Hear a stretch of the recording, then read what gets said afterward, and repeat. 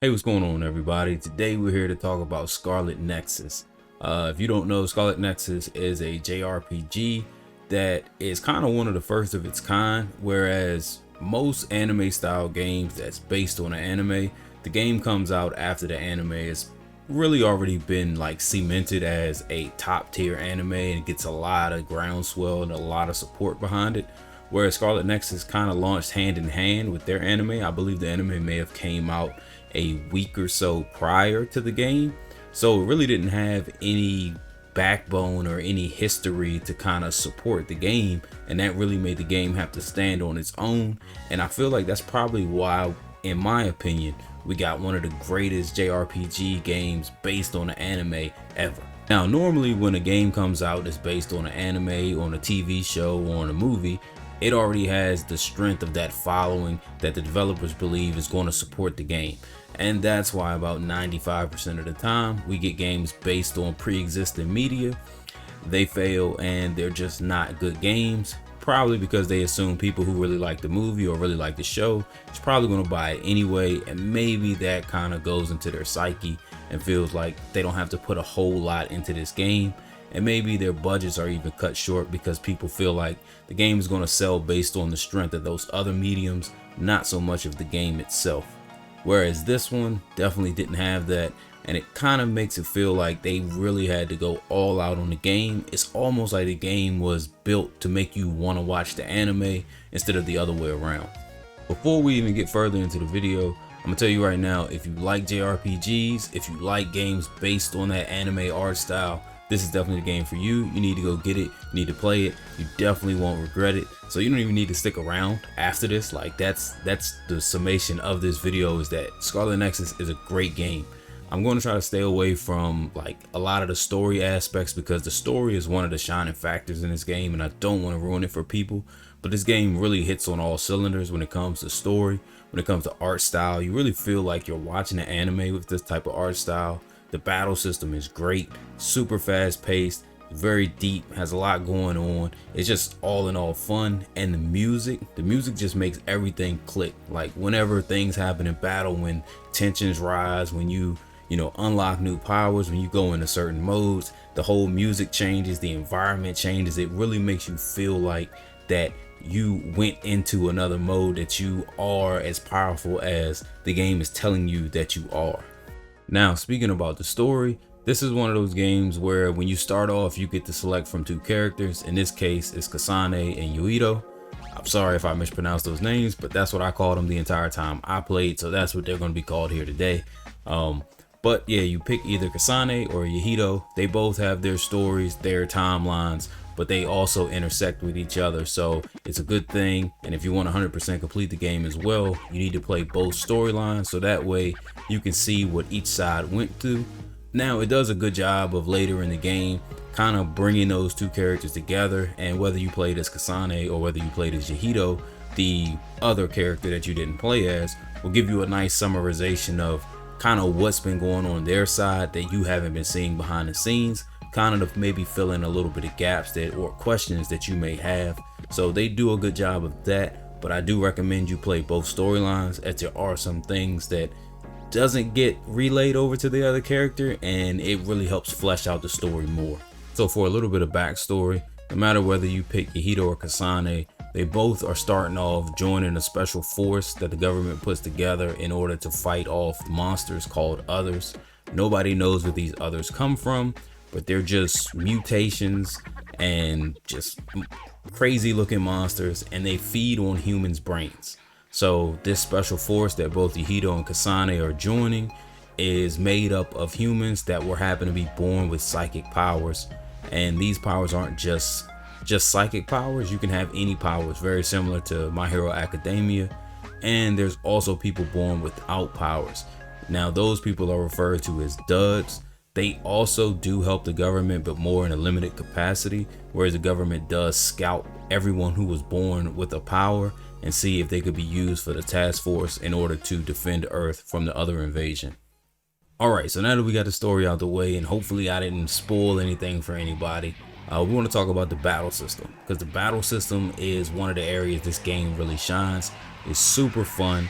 You'll find out that you actually have the power of like psychic powers, where you can pick up cars, you can pick up objects in the game and throw them at enemies, as well as you and your team members are linked through a system called SAS, and it allows you to piggyback off of their powers and borrow their powers for a limited time. As you build out your character, as you get more skills and level up, you'll be able to access multiple powers at once and combine them with your pre-existing power, so it can get really intense and really crazy, the combinations you can use in order to fight certain enemies and take advantage of their vulnerabilities. When it comes to the enemies, they do have a nice variety of enemies to fight. I wouldn't say it's a huge pool that you're going to be fighting. You will see obviously some enemies time and time again of the same type, but they do have a nice variety, so you don't feel like they're just completely recycling all the time, as well as each enemy kind of has their own vulnerability. So that does keep things good. And as I said before, the music in this game is really good. And every time you get in a battle, you get that change of pace music. You get that soundtrack that's really, to use Keith's word, it's just a banger. Like, all the music on this game, it really sets the tone, and it really keeps that battle system, like, it feels fast paced because it is fast paced, and the music is picked perfectly to be really up tempo, really like techno style. It's just like, I don't know, it just keeps things going, and it's really fun. You always like feel like you're like right there. It's really, probably to me, it's probably the best aspect of this game is the battle system. Now, regarding other gameplay outside of that battle system, you kind of have what I feel like the game really pulls from like a Final Fantasy 13. And in that case, I mean that it's very linear. You'll notice this playing the game that it really has that map style of a Final Fantasy 13, where every map you go to, it's always pushing you towards the end goal, which is the main objective. And there may be a few paths you can branch down here or there. They usually end in dead ends, which makes you have to come back and proceed down that main path. So if you really hate linear games, that's probably going to bug you. But I feel like it does a good job because it really, it's not an open world type kind of game. So it does a pretty good job, but sometimes you can feel really compacted and confined into those maps. And again, kind of like on Final Fantasy 13, you have like your little hideout area where that's seen as more of the hub, and then you're jumping from location to location using fast travel, which they unlock pretty much at the beginning of the game. So that's really good since it is very confined. It does allow you to travel really fast and you're not running around from place to place. Now, when you're at this hideout, this is actually, like I said, it's your main base, it's your hub, your rest area, where you're kind of taking a break in between the action. Now, this is where you and your team hang out. It gives you the ability to give them gifts, which allows your friendship bond or your bond with them to grow. And as that bond levels up, you allow greater access to their powers, whether they help you out more, whether their ability to borrow their power actually lasts longer for you, or just gives you, a little bit more power from them. One thing I don't like about it is there's no bar when it comes to giving gifts. And by bar, I mean you don't know how close you are to the next level. I wish they would have put that there. They do use a system to where when you give a gift, it'll either have no heart, which means, the guy or girl really doesn't care much about it. May have a teeny heart, which means they kind of like it, so I assume that it only moves it a little bit. And it also has like, I believe, a medium but also a bigger heart, where that's like their favorite type of item or their favorite gift, and that I assume moves the bar a lot. But since there's no bar, you really don't know like how much is going towards the next level when you give them a gift. Don't know why they didn't put that in the game.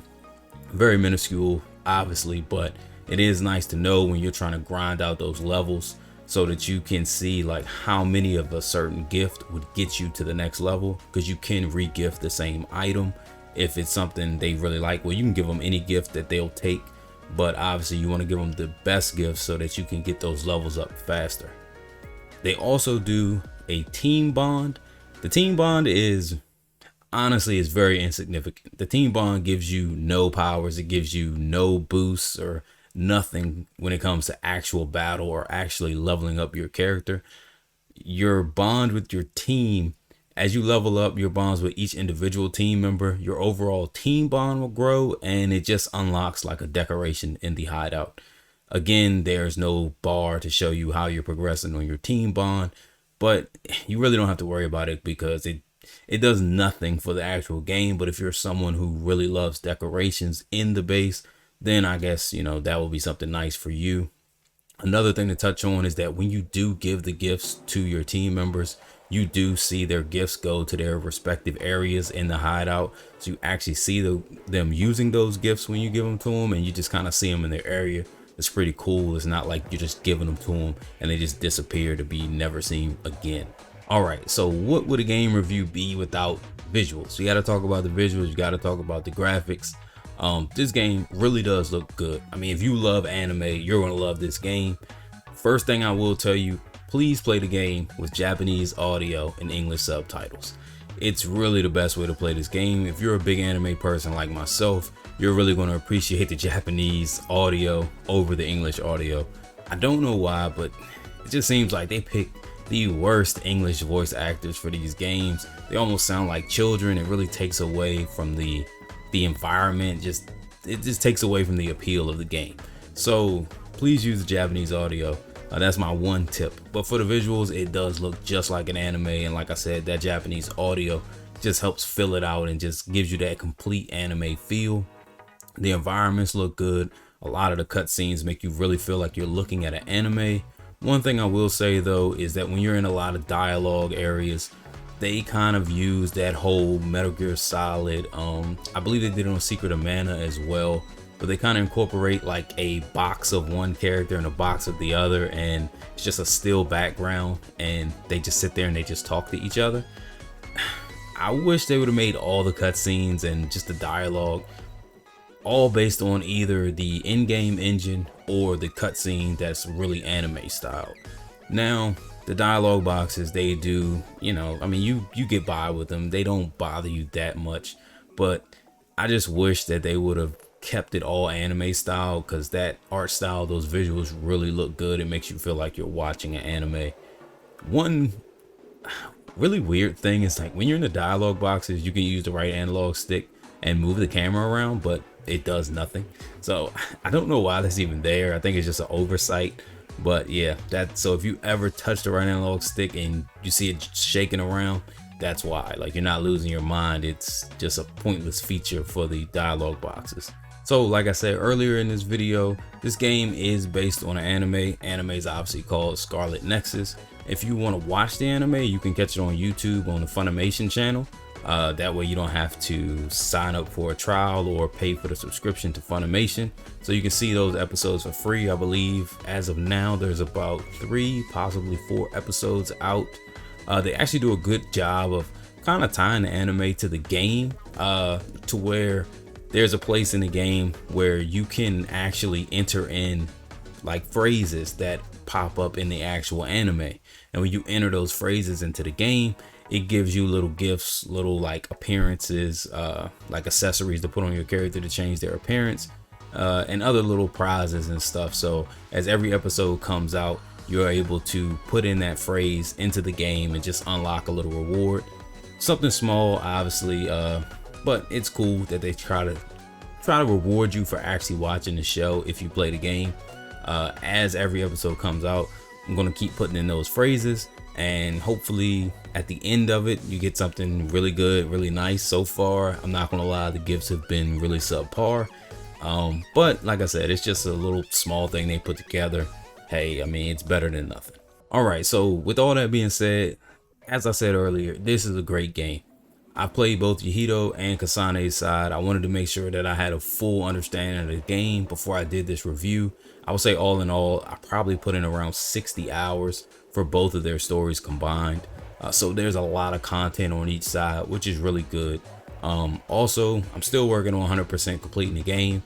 If you guys want to see that, if you want me to put out a video about what I had to do to 100% complete it, and maybe some strategies that could help you if you wanted to go down that route as well, just let me know down in the comments, and I'll get one of those videos out when I do finish 100% completing the game. But as I said earlier, it's a great game. Please buy it if you're JRPG fan, you're gonna love it. If you're an anime fan, you'll double love it. Thanks again, as always, for all the support. Thanks for clicking on the video. If you like the video, then go ahead, give us that thumbs up, and please subscribe to the channel so you can catch all our new content that we're releasing. We're gonna have a lot of interesting stuff coming out for you guys. I actually ordered something that's really funny. It's a very random gift right up Roger's alley. I'm gonna do a review on that, so that should be interesting when it does show up here in the next few days. But as always, thanks for the support. Thank you and peace.